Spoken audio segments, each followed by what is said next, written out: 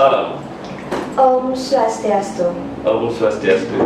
Assalamualaikum warahmatullahi wabarakatuh. Salam sejahtera, shalom namo buddhaya, salam kebajikan untuk kita semua.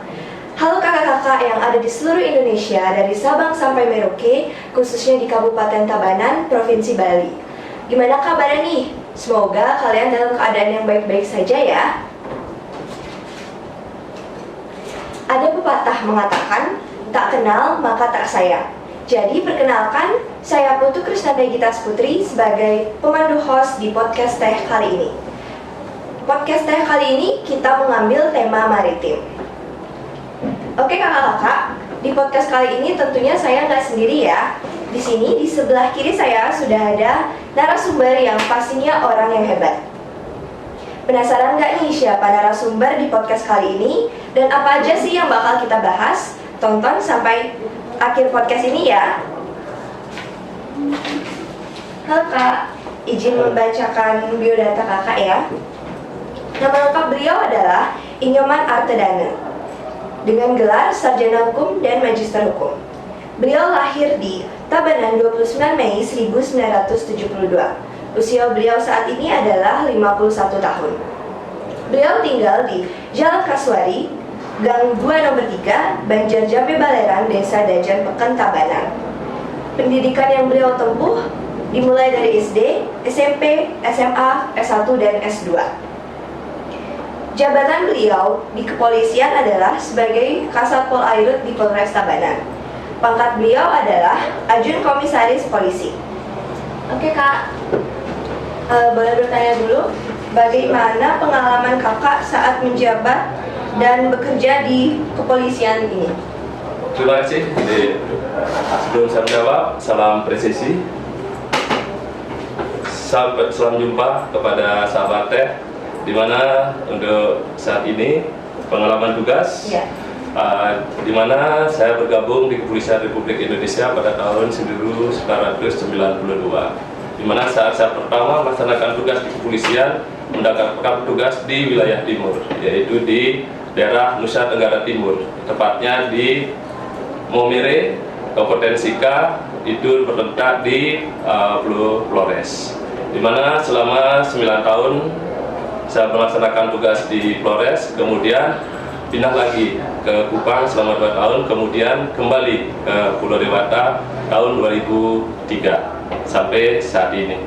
Di mana pengalaman tugas sebelum saya menjabat sebagai Kasat Pol Airut Polres Tabanan, saya berkecimpung di bagian reserse, yaitu di mana mungkin adik sudah tahu kalau reserse tersebut ya berhadapan langsung dengan yang melakukan pelanggaran hukum, di mana kami melaksanakan proses penyelidikan, penyidikan, kemudian memproses, dilimpahkan ke kejaksaan, kemudian sidang, akhirnya nanti divonis yang bersangkutan kemungkinan akan menempati tempat yang merupakan pembinaan di masyarakat, yaitu lapas atau LP. Oke Kak, nah kakak kan di unit Pol Air ya. Boleh dong dijelasin apa itu Pol Air serta apa aja sih peran dan tanggung jawab di Pol Air itu? Oke, untuk Pol Air itu sendiri merupakan bagian daripada salah satu fungsi yang ada di Kepolisian Republik Indonesia, di mana kepolisian atau Pol Air itu adalah kepolisian di bidang perairan yang mempunyai peran dan tugasnya yaitu meliputi patroli perairan, kemudian penegakan hukum di perairan, dan juga melaksanakan kegiatan pencarian dan penyelamatan, ya dalam istilahnya melaksanakan kegiatan rescue atau SAR terbatas. Di sini kegiatan yang kami laksanakan di dalam melaksanakan kegiatan SAR terbatas atau rescue, pencarian dan penyelamatan itu melibatkan juga dari instansi terkait seperti Basarnas, kemudian dari BPBD, dan juga dari relawan yang berkecimpung di bidang kemanusiaan. Berarti tugasnya tuh nggak untuk pengamanan sama keamanan, tapi bisa membantu menyelamatkan gitu ya, kayak SAR gitu ya kayak. Iya, betul. Terus Pol Air kan berperan dalam mendukung ekonomi. Itu gimana sih Kak perannya di ekonomi yang ada di sektor maritim? Nah, di dalam kegiatan perekonomian kita sesuai dengan perintah daripada pimpinan kami Bapak Kapolri, di mana kita harus mendukung program daripada pembangunan nasional dalam rangka percepatan pertumbuhan perekonomian. Karena kita ketahui deh bahwa di tahun 2020 kemarin kita kena ataupun masa pandemi COVID, di mana seluruh secara global termasuk Indonesia sendiri ya perekonomian mengalami penurunan. Nah, dalam hal ini bagaimana kiat-kiat kita supaya apa yang menjadi program Bapak Presiden dan juga perintah dari Bapak Kapolri, kami dari fungsi Satuan Polairut Polres Tabanan yaitu berusaha menciptakan rasa aman, sehingga dengan kita bisa menciptakan rasa aman khususnya di bagian perairan dan pesisir pantai, otomatis inspektor dari luar ataupun para pengusaha akan dengan nyaman dan mudah untuk melaksanakan investasi ataupun menanamkan modalnya. Sehingga tentu dengan adanya investasi atau penanaman modal yang bergerak di bidang khususnya di maritim atau perairan, yang notabene pasti pendapatan daripada negara itu kan bertambah, dan hal ini akan menambah, mempercepat daripada perekonomian untuk khususnya bagi kita bangsa Indonesia. Ya Kak, saya ingin tahu nih Kak, kan saya sebagai anggota Pramuka, apa bisa ikut membantu dalam kegiatan pengawasan di daerah perairan gitu? Waduh, ini sangat bisa-bisa sekali deh. Malah kami mengharapkan, apalagi adik dari bersama Saka Bayangkara, terus dengan pramuka yang lainnya juga, dan anak-anak muda, dengan partisipasi dan peran aktif daripada adik-adik, ini kami sangat antusias dan sangat berterima kasih, mengapresiasi adanya bantuan atau dukungan. Karena kita ketahui bersama di tahun 2045, ya, di mana Indonesia mencanangkan Indonesia Emas atau Indonesia Maju, di mana adik-adiklah yang akan menjadi pionir-pionir ataupun yang akan memimpin masa depan bangsa ini. Nah, dalam hal ini khususnya untuk pramuka bisa melaksanakan suatu kegiatan, yaitu mendukungnya itu dalam hal mungkin melaksanakan kebersihan di pesisir pantai, di mana kita ketahui bersama dalam beberapa bulan atau hari terakhir ini, apalagi sekarang masuk dalam fenomena perigi namanya, di mana jarak bulan dengan bumi itu sangat dekat. Ini berpengaruh dengan permukaan air laut yang mengalami ketinggian daripada gelombang. Nah, notabene pasti sampah-sampah yang ada di laut itu ataupun yang ada di pasir kemungkinan akan terbawa atau tergerus ke pantai. Nah, disinilah perlu perannya juga daripada adik untuk sama-sama melaksanakan kebersihan. Di satu sisi juga untuk mencegah terjadinya abrasi, itu kita bisa melaksanakan penanaman atau penghijauan, dalam hal ini ya penanaman pohon seperti mangrove yang kemarin kita pernah laksanakan bersama di Pantai Pasir. Oh ya.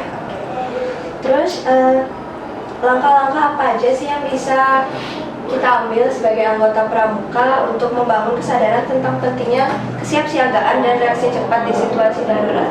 Nah, di sini deh perlu suatu pelatihan yang khusus untuk melakukan suatu kegiatan ketangkap daruratan, di mana kita dari Polair bersama instansi terkait lainnya dan juga dari BMKG itu akan memberikan seperti peringatan apabila terjadi umpamanya cuaca yang tidak bersahabat, khususnya bagi nelayan ataupun yang beraktivitas di pinggir pantai. Nah, untuk adik dari bagian pramuka juga bisa dengan kita melakukan kerjasama, bersinergi, terus dari adik-adik kan biasanya mendapat pelatihan dari kita, dari kepolisian, ya gitu. Apabila adik melihat atau menemukan sesuatu yang mungkin mencurigakan di pinggir pantai atau menemukan umpamanya seperti tadi ada sampah-sampah yang banyak, mungkin bisa menginformasikan, mungkin ada program daripada Saka Bayangkara atau adik-adik pramuka, kita melaksanakan suatu kebersihan di pinggir pantai, mungkin kita ajak berkolaborasi. Itu salah satu contoh mungkin yang bisa dilakukan oleh adik-adik pramuka, bagaimana bisa menjadi suatu kelompok dalam hal ini bergerak untuk kita membersihkan pantai, dan juga adik umpamanya melihat, wah ini terjadi di pesisir pantai. Kita ketahui bersama bahwa pesisir pantai dari Nyanyi sampai Selbar itu panjangnya kurang lebih 35 km. Lalu melihat di pinggirnya itu kayaknya berpotensi terjadi abrasi, mungkin adik-adik bisa berkoordinasi dengan kami, menyampaikan, Pak, kakak di sini kayaknya berpotensi abrasi. Gimana kalau kita melaksanakan penghijauan? mungkin setelah itu nanti kami akan berkoordinasi untuk kita bisa melaksanakan kegiatan penghijauan dengan menanam pohon mangrove, karena sekarang kan kita ketahui bersama, apalagi kemarin G20 ya, program mangrove yang menjadi salah satu program yang ditawarkan atau ditampilkan oleh Bapak Presiden. Boleh berarti next time nih kita collab ya Pak ya, Anasaka sama Polair ya Pak ya. Iya, sangat kami apresiasi dan saya tunggu untuk ininya. Nanti ya guys, kita tunggu collab kita bareng Polair.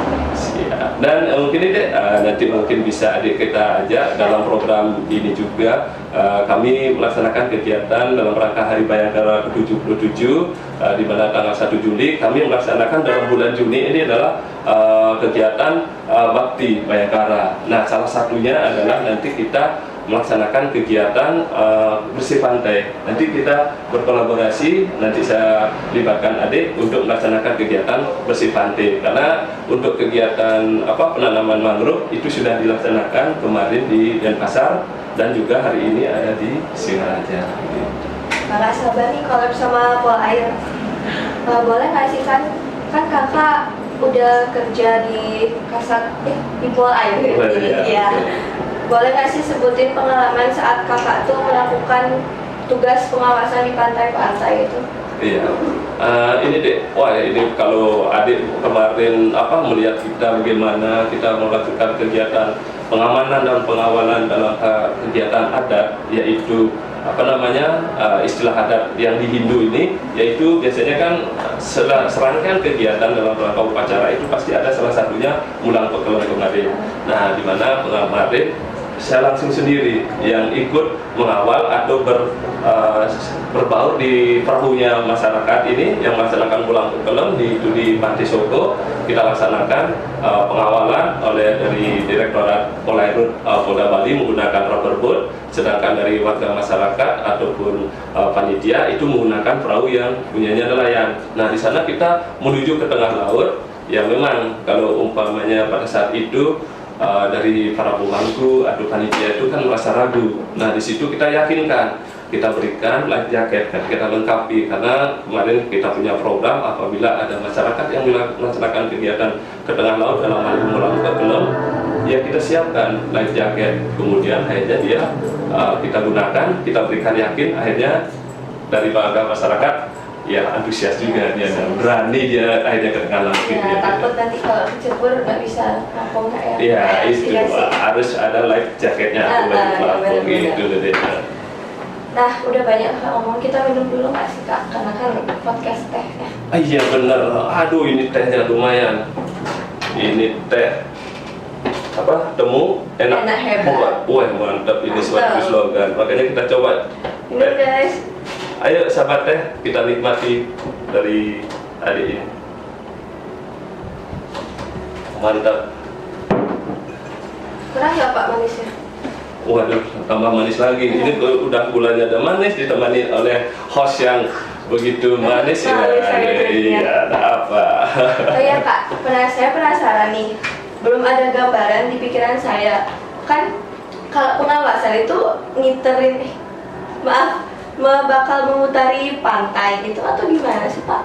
Gini, karena kebetulan kita di Polair punya wilayah itu ada dua, yaitu pesisir pantai dari Pantai Nyanyi sampai dengan Selbar, dan juga ada di Danau Beratan yang objek wisatanya itu adalah Ulun Danau.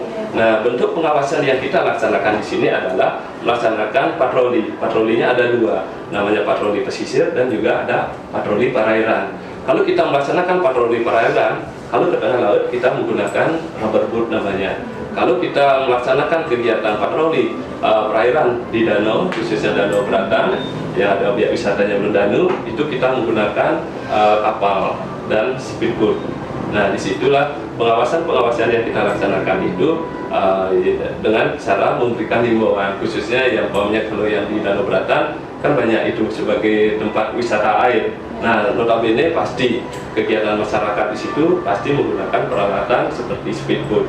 Nah, disinilah kita perannya memberikan himbauan untuk tetap menjaga keselamatan, karena kita tidak pernah tahu bagaimana perubahan cuaca atau air di permukaan itu. hari sial nggak ada di kalender ya Pak ya? Iya betul. Oke Pak.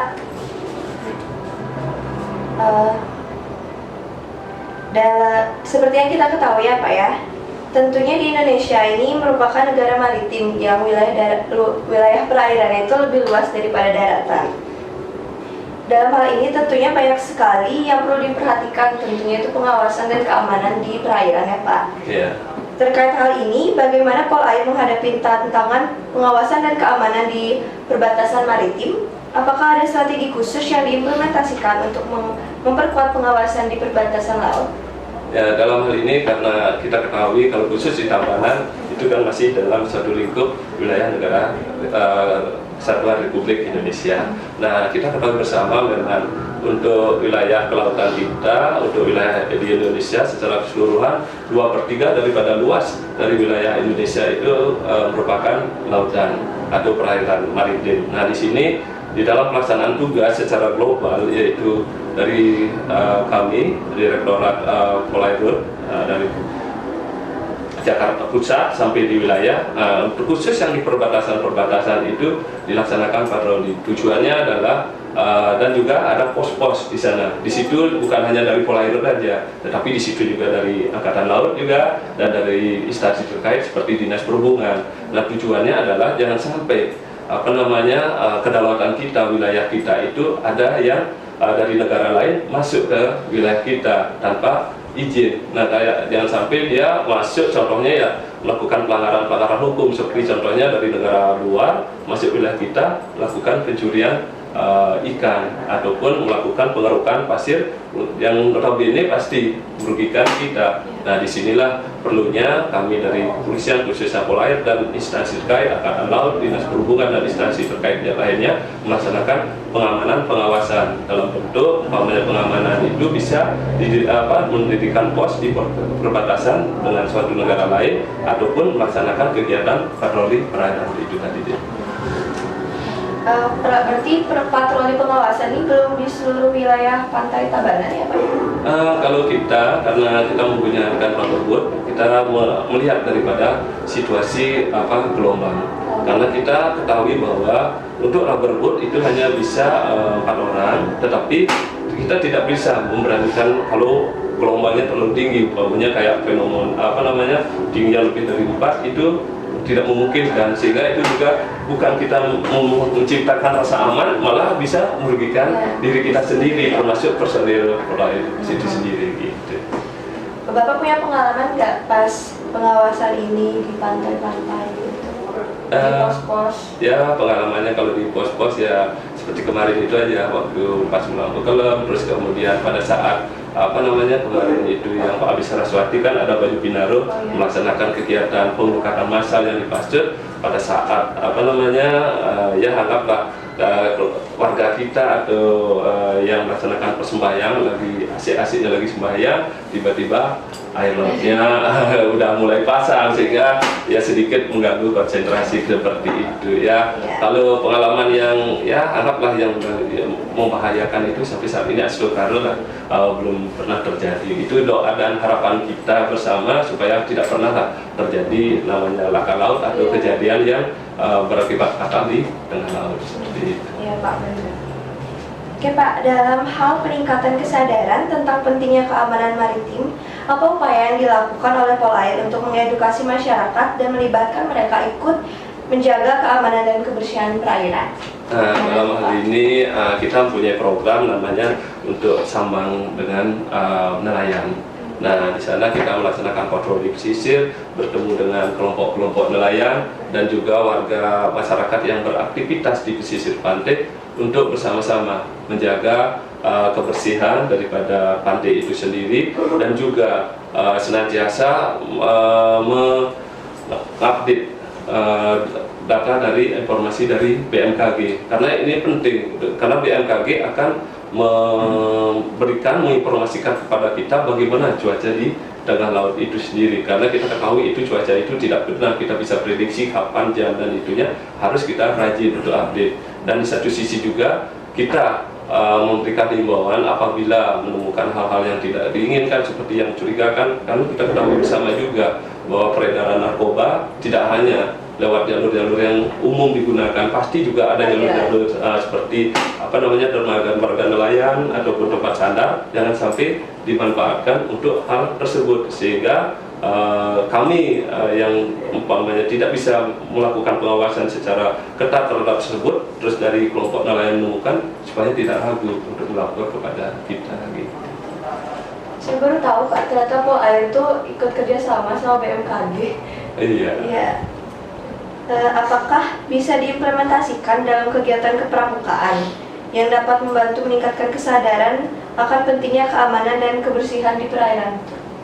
Itu sangat bisa sekali untuk diimplementasikan kepada adik-adik kita, khususnya Saka Bayangkara atau Pramuka. Karena kalau umpamanya kita sudah implementasikan, di sini kan ada rasa tumbuh, rasa wawasan kebangsaan, kebanggaan kita sebagai anak bangsa. Nah, salah satu contohnya itulah tadi, bagaimana kita bisa mewujudkan, karena kita yang bisa kita laksanakan untuk adik-adik saat ini adalah bagaimana kita bisa berpartisipasi. Contohnya seperti tadi yang disampaikan di awal, yaitu contoh kecilnya aja, kita harus bisa peka dan peduli. Kalau kita melihat umpamanya ada sampah plastik atau apa, ya kita kumpulkan, taruh di tempat yang semestinya. Karena kita tidak bisa, istilahnya ya anggaplah ada beberapa warga masyarakat kita yang mungkin belum peduli terhadap lingkungan. Kadang-kadang habis itu menikmati indahnya pemandangan, habis makan plastik atau sampahnya dibuang sembarangan. Ya kita coba dari adik-adik, contohnya umpamanya melihat seperti itu,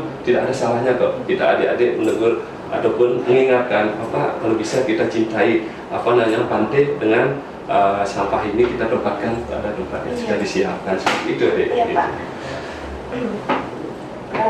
Dari pertanyaan di atas, saya ingin mengetahui Kak, apa manfaat yang bisa didapatkan anggota kepramukaan dari partisipasi dalam kegiatan Polair? Waduh, kalau ini banyak sekali. Kalau saya lihat itu bahwa dengan partisipasinya nanti adik-adik, ya di satu sisi ada selain untuk meningkatkan kecintaan terhadap alam ataupun cinta terhadap maritim, dan saat nanti adik kan punya cita-cita, mudah-mudahan salah satu dari adik-adik Saka atau adik Pramuka ada yang bisa bergabung dalam hal umpamanya di Angkatan Laut, di polisi khususnya Polair, ataupun dinas perhubungan yang khususnya untuk di perairan. Karena ini kita ketahui bersama bahwa perairan kita itu sangat-sangat luas. Di sini dibutuhkan anak-anak muda yang peduli dan cinta terhadap khususnya di bidang kemaritiman itu sendiri, dan juga bisa diimplementasikan juga dalam kehidupan sehari-hari, di mana pramuka selain untuk melakukan suatu kegiatan kemanusiaan pasti sangat ditonjolkan dalam kegiatan, karena kita bagaimanapun harus bisa ada istilahnya rasa kepeduliannya itu gitu. Wah, saya banyak banget dapat materi, masukan, saran dari Bapak. Pokoknya benar-benar hari ini podcastnya menurut saya bagus, seru. Ya. Nah, sekian podcast kali ini kakak-kakak. Semoga apa yang dijelaskan dari Kak Arta bisa memberikan kalian wawasan dan pengetahuan. Banyak banget loh tadi wawasan pengetahuan yang saya tentunya dapetin dari Kak Arta. Nah, salah satunya itu menjaga kebersihan pantai. Jangan lupa kalau kalian misalnya habis ke pantai itu bawa makanan, ciki, snack yang berhubungan dengan plastik, jangan lupa dibuang ke tempat sampah ya. Apabila di sepanjang podcast ini ada kesalahan kata dari saya ucapkan mohon maaf, dan jangan lupa untuk like, comment, dan subscribe. Sekian, sampai jumpa dan terima kasih. Salam Pramuka.